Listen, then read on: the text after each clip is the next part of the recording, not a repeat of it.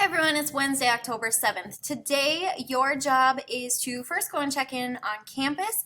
Then you need to do your journal. The journals are really important because they're going to help you get some brainstorming ideas so that you can do your narrative, which we are going to start actually working on next week. So if you haven't done journals, you need to go back and you need to do some.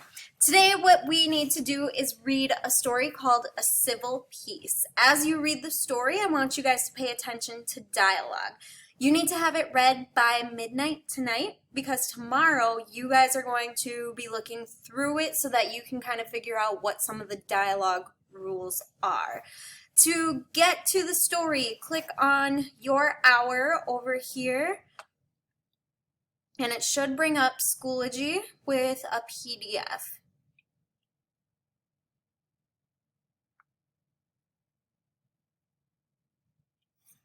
So go ahead, go through, read your story, and when you are done with this for the day.